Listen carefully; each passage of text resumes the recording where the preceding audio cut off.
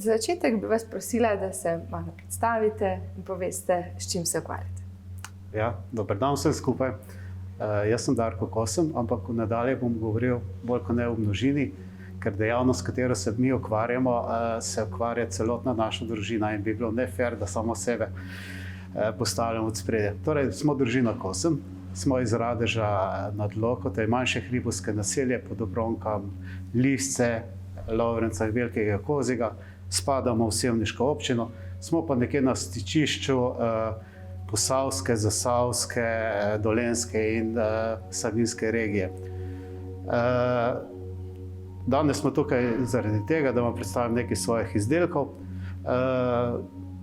Imamo manjši nasad sivke, smo edini v sevniški občini, izdelujemo tudi domačo kozmetiko, med drugim mila, deodorante, destiliramo lastno eterično olje, hidrolate in podobne stvari.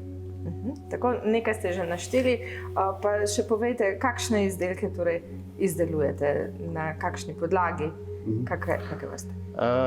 Poglejte, pri naši družini se skušamo živeti čim bolj naravno, zato so vsi naši izdelki narejeni oziroma izdelani iz naravnih surovin. Poskušamo pa tudi izdelati oziroma vse surovine čim več tudi sami pridelati. Izdelujemo, kakor sem že prej dejal, destiliramo eterično olje iz naše sivke in hidrolate. Samo eterično olje potem tudi v veliki meri potem porabimo za mila ter deodorante. To so tri glavne skupine, to pomeni eterično olje, hidrolati iz sivke, mila ter deodoranti. In nekaj besed o vašem nasadu sivke, bi ste prosila, če lahko poveste? Ja, mi imamo nasad, najprej povem, da naš nasad sivke je verjetno eden redkih, če ne celo edini v Sloveniji, ki je v bregu, to pomeni pod naklonom. Zato je onemogočena kakršnakoli strojna obdelava, zato je naš nasad obdelan samo ročno. Govorim zaradi tega, ker imamo 1200 grmičkov sivke in to je maksimalno, kar mi lahko še na roke obdelamo. Kot sem že dejal, imamo okoli 1200 grmičkov sivke, od tega imamo in lavandine in lavando, imamo pa tudi okoli 200 grmičkov smilja. V fazi testiranja imamo pa še nekaj drugih dišavnic. Kakšna pa je razlika med lavando in lavandinom? Glejte, domače ime sivka, bom rekel, zavzema oziroma sivko sestavljajo dve velike skupine, to so lavandini in lavanda, prava lavanda. Prava lavanda je rastlina, ki je samoraška, se razmnožuje s semeni. Ta dejansko pomirja, primerna je tudi za prehrano, za uživanje. Vsebuje tudi eterično olje prave lavande, vsebuje skoraj vsi najboljši parfumi. Dočim lavandini so pa hibridi, ki so namensko vzgojeni za večjo količino eteričnega olja. Kot vsi hibridi se ne razmnožujejo spolno, to pomeni, da se razmnožujejo samo vegetativno. Vzgojeni so pa namensko za večjo količino eteričnega olja, ki je pa, bom rekel, ne slabše kvalitete, ampak je za druge namene. Vsebuje manjše količine tudi kafre, ki je pa rahlo strupena. To pomeni, da eterično olje lavandina se lahko uporablja samo za zunanjo uporabo, ne? In za, rečemo, udešavljanje prostorov in podobne stvari, ne? Ena od največjih, kot sem že dejal, velika razlika je v vsebnosti eteričnih olij. Naprimer, za 1 liter eteričnega olja prave lavande potrebujemo okoli 120 do 150 kg cvetja, dočim za lavandin pa tam okoli 60 kg cvetja, ne? Mogoče bi še to dejal. Čem lahko ločimo lavandin in pravo lavando? Prava lavanda, bom rekel, cveti tam od konca maja pa do sred junija, do konca junija. Lavandini pa cvetijo 3 tedne kasneje. To pomeni, da ko se prava lavanda že neha cveteti, šele začne cvetenje lavandino. Pa še ena stvar je, da prava lavanda, cirka tam mogoče konec avgusta, začetku septembra ponovno pocvita, sicer v veliki manjši meri, tam mogoče 20-30% prvega cvetenja, dočim lavandini pa ne pocvitajo ponovno. Omenili ste, da pri vas ni možno strojno obdelati nasad. Torej, kako izgleda žetev? Ja, žetev pri nas je, bom rekel, kot ena vrste družabni dogodek. Na žetev povabimo prijatelje, sodelavce, sorodnike in sama žetev poteka tam 3-4 ure, delamo samo ročno, to pomeni na star način, s srpi, škarami in podobnimi stvarmi. Potem pa seveda sledi druženje. Mogoče naj še to povem, da smo verjetno tudi edini v Sloveniji, ki sivko sušimo in destiliramo potem suho cvetje. To pomeni, mi ko porežemo, ko naredimo žetev, požanimo, naredimo stopiče in jih potem v poslopju, ki je bilo včasih zidenica, posušimo in potem destiliramo zelišča, posušena zelišča, takrat, ko jih potrebujemo. Tako da lahko rečem, da pri nas imamo vedno na voljo čisto sveže eterično olje in hidrolat. Omenili ste že, da je to kar družinski projekt. Kako ste družinske člane vključili v to delo? Ja, tako bom rekel. Pri nas, če nimamo kaj delati, gremo okopavati. To pomeni, če ni dela, gremo okopavati sivko. Torej, sam se bolj kot ne ukvarjam z vzgojo sivke. Veliko dela pri sivki je naprimer z obrezavanjem in tukaj so vključeni tudi vsi ostali družinski člani. Še to moram povedati, mogoče nisem prej omenil, da od teh 1200 grmičkov, ki jih imamo posajenih, sem kar ponosen, da je cirka več kot 90% grmičkov izgojenih z našim delom. To pomeni, da na ta način dobimo rastlino, ki je primerna za naše okolje, za naše zemljišče in naše podnebje. Kako poteka proces izdelave eteričnega olja sivke? Poglejte, najprej bom povedal, zakaj rastlina vsebuje eterično olje. Eterično olje v rastlini ima dvojni pomen. Na eni strani, da privlači opraševalce, na drugi strani pa, da odbija škodljivce. Samo eterično olje se nahaja v rastlini v obliki majhnih balončkov, ki so obkroženi z opno. In s tem, ko mi predremo na mehanski način ali na kakšen drugačen način opno, eterično olje začne izparevati. In tukaj imamo en manjši 5-litrski kotliček, s katerim lahko naredimo poskusne serije destilacij, z njim delamo tudi kakšne prikaze na kakšnih delavnicah. In sam kotliček je sestavljen iz kotlička z vodo, segmenta, v katerega damo sivko in hladilnika. Para, ki spareva iz kotlička, gre skozi maso zelišča, para odpre membrano na balončku in sabo odnese v hladilnik. V hladilniku se para kondenzira, iz hladilnika dobimo dve frakcije. Dobimo čisto eterično olje in hidrolat. Čisto eterično olje, to pomeni, da je čisto 100% izvleček rastline, dočim hidrolat je pa približno 0,5% raztopina izvlečkov rastline v vodi. Torej, proces izdelave hidrolata je pa potem kakšen? V bistvu, kako sem že dejal, hidrolat nastane v toku destilacije. Eterično olje pa hidrolat se pa ločita na razlike specifične teže. Hidrolat je bistveno težji od eteričnega olja in eterično olje plava na vrhu in s tem ga na ta način lahko ločimo eterično olje od hidrolata. V kakšne namene pa lahko hidrolat uporabimo? Hidrolat bom rekel, je v vsakdanjem življenju skoraj bolj uporabna zadeva kakor eterično olje, ker eterično olje je prekoncentrirano.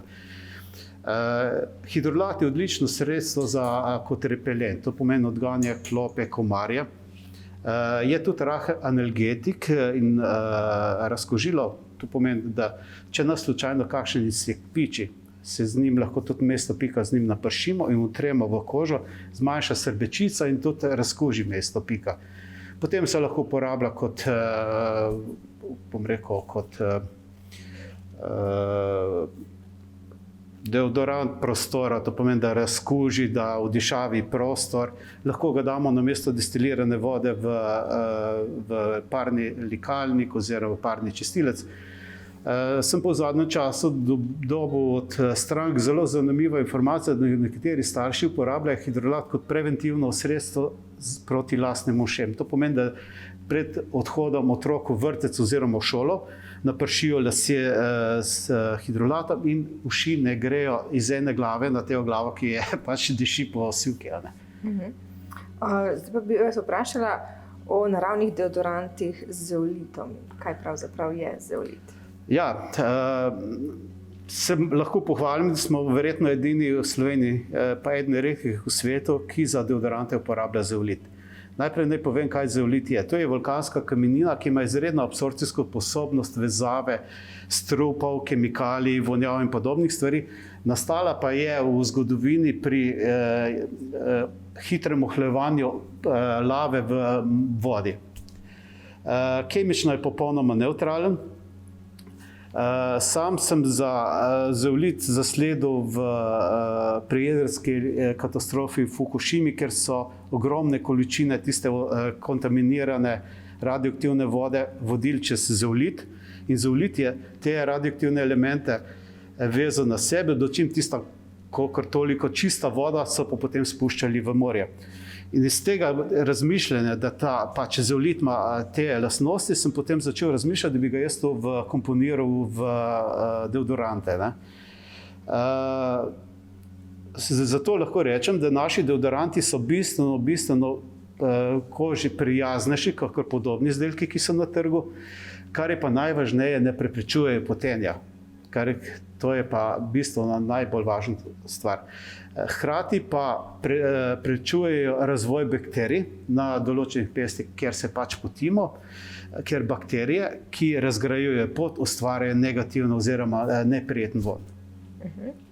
Imate pa tudi naravno milo. Katere vrste ga predelujete? O čem so prednosti uporabe? Naša mila so narejena po hladnem postopku. Mila, naj prepovem, kaj mila so. Mila so produkt reakcije med lugom in maščobo. Kot sem že dejal, mi delamo po hladnem postopku. Pri hladnem postopku glicerin, ki je stranski produkt reakcije, ostane v milu. Zato naša mila iz kože ne izsušijo, ker glicerin po umivanju naredi tanko plast kože, na koži tanko plast, ki veže vodo na sebe in na ta način navlaži kožo. Če bi jih naštel po vrsti, naše osnovno milo je seveda sivka. Naj še eno stvar povem, sivka oziroma lavanda. Lavanda izhaja iz latinske besede lavandus, oziroma kar pomeni umivanje. Mogoče starejši ljudje, kar se že jaz tudi štejem, poznamo besedo lavor. To pomeni, oziroma lavore je latinska beseda za umivanje. To pomeni lavor, umivalnik. Tako da že sama sivka se je že v rimskih časih uporabljala za higienske namene, odišavljanje. Kot sem že dejal, naše osnovno milo je sivka. Potem imamo ognjičevo milo. To je seveda klasika. Ognjič je krasno milo za umehčanje kože, za negovanje kože. Potem imamo meta in limonska trava. To je bom rekel, naše najdišečejše milo. Hkrati je pa limonska trava je tudi odličen repelent, to pomeni, kot sem že prej odganjal klope in komarje, hkrati pa ne povzroča fototoksičnega efekta. Potem je, to smo že sivko, smo že pomenili, celo dve sivke, zeleni čaj. Zeleni čaj je namenjen bolj kot ne mladostniški aknasti koži, ker izvleček zelenega čaja učvrsti kožo, dočim eterično olje čajevca pa razkuži kožo. Imamo tudi morsko sol. To je v bistvu sivkino sol z dodatkom sočolske soli. Naj povem za to milo, da dobivam odziv od strank, da ta milo naredi podobno učinek kot zdravljenje z morsko vodo. Tisti ljudje, ki imajo probleme z raznimi kožnimi ekcemi in podobnimi stvarmi in ki jim morska voda pomaga, poročajo, da imajo podoben učinek tudi s tem milom.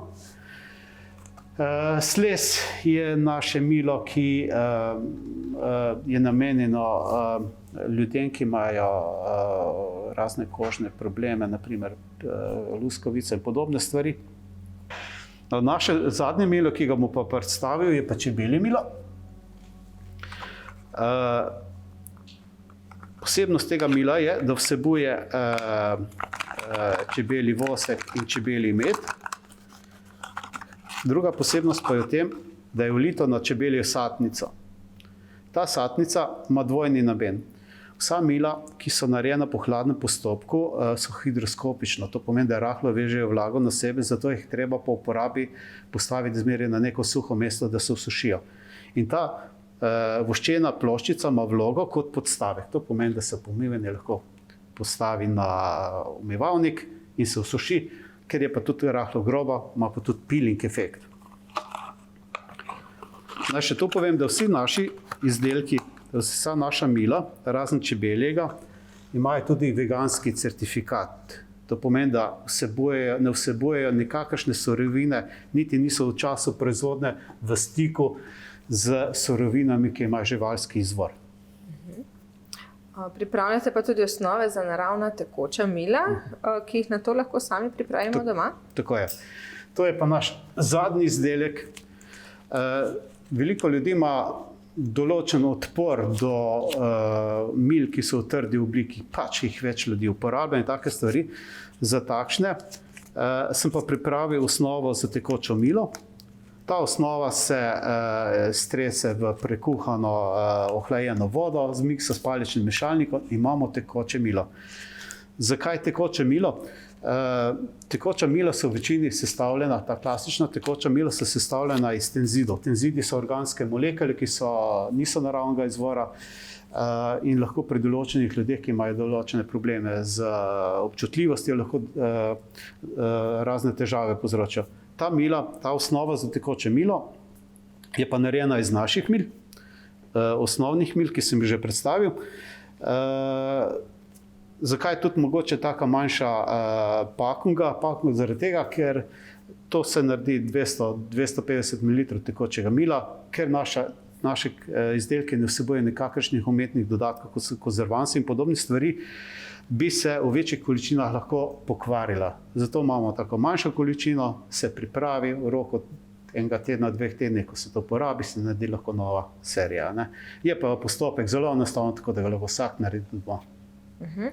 No, pokazali ste že, da imajo nekateri vaši proizvodi tudi oznako, da so veganski. Imate pa tudi izdelke, ki spodbujajo pobudo manj smeti, zero waste? Ja, kot sem že prej predstavil, osnova za tekoče milo. Pakirano je v natron vrečko, biorazgradljivo. Predvsem pa je važno to, če mi kupimo milo, kupimo tudi plastično embalažo. Če mi naredimo domače tekoče milo, ga lahko vlijemo v embalažo od kakšnega drugega izdelka. To pomeni, da praktično mi ne onesnažujemo okolja s tem dodatno. Je bilo tukaj mogoče še lahko eno stvar pokažem, to je pa naš prototip deodoranta v lesni embalaži. V bistvu ta lesna embalaža je stalna embalaža, v katerega bomo samo menjali vložek deodoranta. To pomeni, da tudi tukaj ne bomo imeli veliko odpadne embalaže. Oziroma embalaža bo v papirnati obliki, ki je pa tudi biorazgradljiva. Kje vas lahko stranke kontaktirajo, pa si kaj tudi preberejo vas, kaj vprašajo?